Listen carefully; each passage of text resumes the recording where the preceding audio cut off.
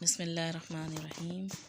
ہم نے آیت پڑھی علم الانسان ما لم یعلم۔ اللہ تعالیٰ نے انسان کو وہ باتیں سکھائی ہیں جس کا اس کو علم نہیں تھا، اور یہ حقیقت ہے کہ ہم دیکھیں دنیا کا نظام کو، تو دنیا میں جب سے نبی کریم صلی اللہ علیہ وسلم مبعوث ہوئے ہیں اور قرآن مجید کا علم جب آیا ہے تو اس سے پہلے دنیا میں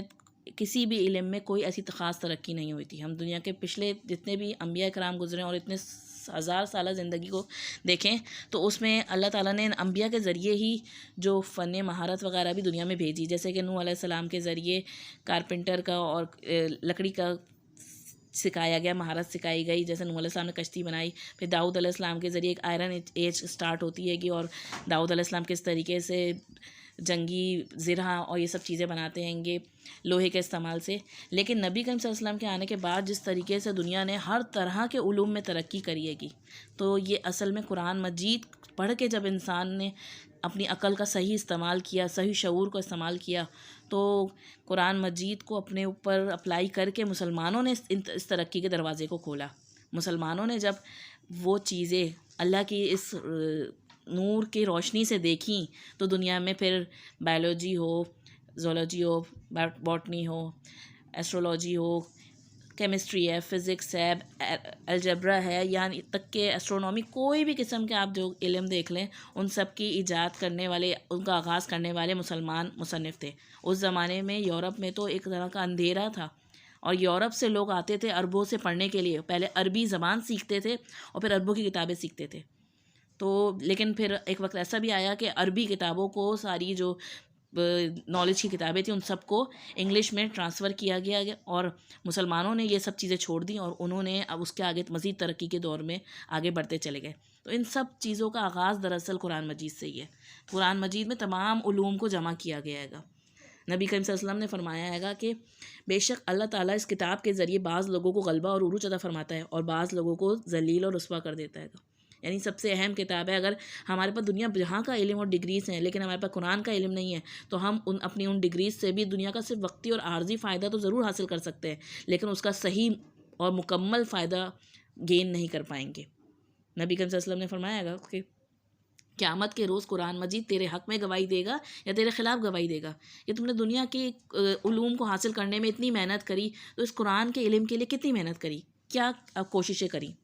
حضرت عبداللہ بن مسعود اللہ تعالیٰ کہتے ہیں جو شخص علم حاصل کرنا چاہے اسے قرآن میں غور و فکر کرنا چاہیے، اس لیے کہ قرآن مجید میں پہلے اور پچھلے تمام علوم موجود ہے۔ یہ طبرانی کی روایت ہے، یعنی قرآن مجید میں تمام علوم کا مجموعہ ہے گا۔ اس سے پہلے جو انسان نہیں جانتا تھا وہ سب چیزیں قرآن مجید میں رکھ دی گئیں، اور آج آ کے سائنس ان چیزوں کو ڈسکور کر کے بتا رہی ہے، حالانکہ قرآن مجید میں ایسی آیتیں موجود ہیں جو کہ ہمیں اس کی طرف اشارہ کرتی ہیں گی، اور قرآن مجید کے حق ہونے کی طرف ایک اور مزید ہمیں وہ مل جاتا ہے گا۔ اسی طریقے سے حضرت انس بن مالک اللہ تعالیٰ کہتے ہیں کہ رسول اللہ صلی اللہ علیہ وسلم نے فرمایا لوگوں میں سے کچھ لوگ اللہ والے ہیں۔ صحابہ کرام اللہ تعالیٰ نے فرمایا یا رسول اللہ صلی اللہ علیہ وسلم وہ کون ہیں؟ اہل اللہ کہا گیا ہم کو، اللہ کا اہل۔ آپ نے ارشاد فرمایا وہ ہیں قرآن والے، اللہ والے اور اس کے چنے ہوئے بندے۔ یعنی اللہ تعالیٰ قرآن کا علم جو ہے اپنے چنے ہوئے بندوں کو دیتا ہے گا۔ یہ علم جو ہے گا ہر کسی کو نصیب نہیں ہوتا ہے گا، بلکہ اللہ تعالیٰ کے چنے ہوئے بندوں کو نصیب ہوتا ہے۔ تو اللہ تعالیٰ نے اگر ہمیں اس علم کا شرف بخش رہا ہے اللہ تعالیٰ ہمیں، تو ہمیں اس کو سیریس لینا چاہیے اور اس کے لیے حقیقی محنت کرنی چاہیے۔ اور پھر ہم نے پڑھا کہ قرآن کے علم حاصل کرنے کے لیے کیا ضروری ہے؟ قلم کا استعمال۔ علم الانسان ما لم یعلم کے ساتھ ساتھ علمہ بالقلم بھی آیا کہ انسان کو اللہ تعالیٰ نے قلم کے ذریعے سکھایا۔ تو جب تک ہم اس علم کو صرف یوں ہی سن کر رہ جائیں گے تو یہ ہمارے اندر وہ پختگی نہیں آئے گی اور ہم اس سے وہ فائدہ نہیں حاصل کر سکیں گے جب تک اس کو واقعی میں قلم کے ذریعے لکھیں گے نہیں، اس کو اتاریں گے نہیں کاغذ پہ۔ ہمارے اسلاف جو ہیں گے انہوں نے، ان کے ہاں ایسی ایسی مثالیں ملتی ہیں گی کہ ایک شخص جو تھا فلپس ہٹی، اس نے جب ہسٹری لکھی ہے گی تو ہسٹری آف عربس لکھ کے وہ کہتا ہے گا کہ تم دنیا کی کسی بھی جگہ چلے جاؤ، اگر تمہیں ایسے لوگ نظر آئیں جو کہ کاغذ کے ٹکڑوں کو، پڑے ہوئے ٹکڑوں کو دیواروں کی چھیدوں سراغوں میں رکھ رہے ہوں، تو سمجھ جانا کہ وہ مسلمان قوم ہے، کیونکہ مسلمان ہیں گے جو کاغذ کی اور قلم کی عزت کرتے ہیں گے۔ اور یہ چیز بھی اب ہمارے اندر کم ہوتی چلی جا رہی ہے۔ ہر چیز ہم اٹھاتے ہیں، کاغذ اور چیزیں اس کو اٹھا کے ڈسٹ بن میں پھینک دیتے ہیں گے، لیکن ہمارے جو اسلاف تھے انہوں نے واقعی میں علم کی قدر کری اور کاغذ اور قلم کو بھی ایک اہمیت دی، تو تبھی وہ ایسے ایسے کارنامے اپنی چھوٹی چھوٹی زندگیوں میں ایسے ایسے کارنامے کر گئے، ایسی ایسی کتابیں لکھ گئے کہ وہ ہماری پوری پوری عمریں گزر جائیں تو ہم اس کو پڑھ بھی نہیں پاتے ہیں، سیکھ بھی نہیں پاتے۔ تو اللہ تعالیٰ کی اتنی بڑی نعمت ہے قلم کا اور یہ علم کا سکھانا. قرآن مجید میں آتا ہے نا کہ ہم سمجھتے ہیں اللہ تعالیٰ جو اپنی رحمت کا سب سے بڑا مظہر کیا بتایا, الرحمن علم القرآن, کہ اللہ تعالیٰ رحمان ہے جس نے تمہیں قرآن سکھایا. سب سے بڑی نعمت ہے قرآن. اور علم اور اس کا قلم, یہ اس کے ذریعے انسان کو پڑھنا لکھنا آ جائے, تو اس پڑھنے لکھنے کو انسان ساری دنیا کی چیزوں کے لیے استعمال کرے, قرآن کے لیے استعمال نہ کرے, تو کیسا ہے انسان اللہ تعالیٰ کی نعمت کا ناشکرہ بن رہا ہے. اللہ نے تو ہم پہ اتنی نعمتیں ہم پہ ڈالی ہیں, ہم پر نازل کی ہیں کہ وَإِن تَعُدُّوا نِعْمَتَ اللَّهِ لَا تُحْصُوهَا, کہ اگر تم اللہ کی نعمتیں گننا چاہو تو تم تو ان کا حساب بھی نہیں کر سکتے, ان کا شمار بھی نہیں کر سکتے. تو ان بڑی نعمتوں میں سے اللہ تعالیٰ نے ہمیں علم کی نعمت اور قلم سے نوازا ہے. تو اس قلم کو, اس علم کو اللہ کے راستے میں بھی لگائیں, اللہ کے لیے استعمال کریں, اللہ کی کتاب کو سمجھنے کے لیے, کہ اس میں تو تدبر غور کریں, اس میں تو کچھ واقعی میں لگے کہ ہم اس کے اندر بھی ڈوب کر نکلے آئیں گے, تبھی ہم دوسرے علوم سے بھی فائدہ حاصل کر سکتے ہیں گے اس دنیا میں بھی, اور ایسا فائدہ کہ جو ہماری دنیا کے جانے کے بعد بھی جاری رہے اور ہماری آخرت کے لیے بھی ہمیں صدقہ جاریہ بنے. تو حضرت انس بن مالک رضی اللہ عنہ کہتے ہیں کہ رسول اللہ صلی اللہ علیہ وسلم نے فرمایا, لوگوں میں سے کچھ, بلکہ اگلی حدیث ہے یہ میں بتا چکی ہوں, ایک آدمی نبی کریم صلی اللہ علیہ وسلم کی خدمت میں حاضر ہوا اور اس کے, یا رسول اللہ صلی اللہ علیہ وسلم,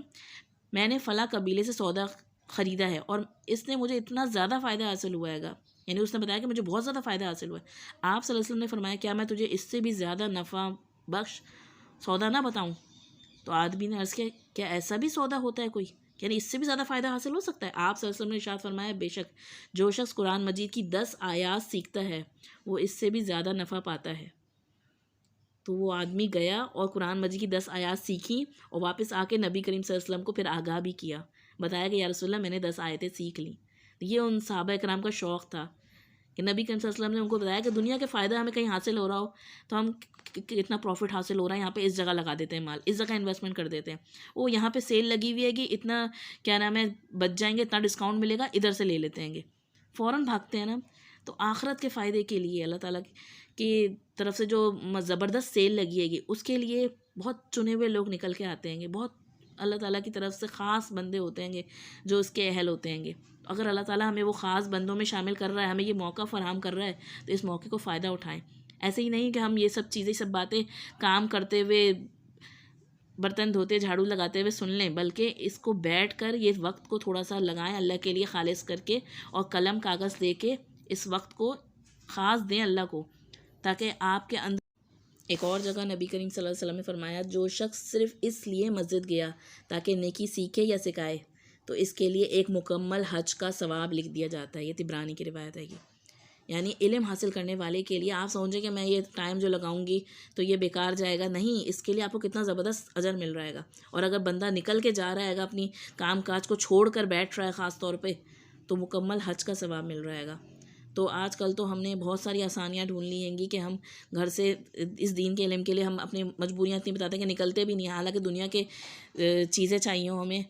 شاپنگ کرنی ہو, کچھ بھی چاہیے ہو, دنیا کی دوسری ڈگریز لینی ہو, ہمیں جہاں فائدے نظر آتے ہوں ہم وہاں نکل کے بھی جاتے ہیں. تو کم از کم ہم اس ٹائم کو تو اس طرح ویل کریں کہ ہم اس کو خالص اللہ کے لیے رکھیں, کہ میں بیٹھ کر دوسری چیزوں سے ہٹ کر اس میں فل کنسنٹریشن دوں اور اس کو کاغذ قلم پکڑ کے لکھوں, تاکہ میرے یہ نامہ اعمال میں بھی جائے گا. اور مکمل, یہاں نبی کریم صلی اللہ علیہ وسلم کی بشارت ہے کہ مکمل حج کا ثواب ہے, اس کو معمولی نہ سمجھیں. رسول اللہ صلی اللہ علیہ وسلم نے فرمایا ہے کہ آگاہ رہو, میں تمہارے درمیان 2 اہم چیزیں چھوڑے جا رہا ہوں. ان میں سے ایک اللہ کی کتاب ہے جو کہ اللہ کی رسی ہے,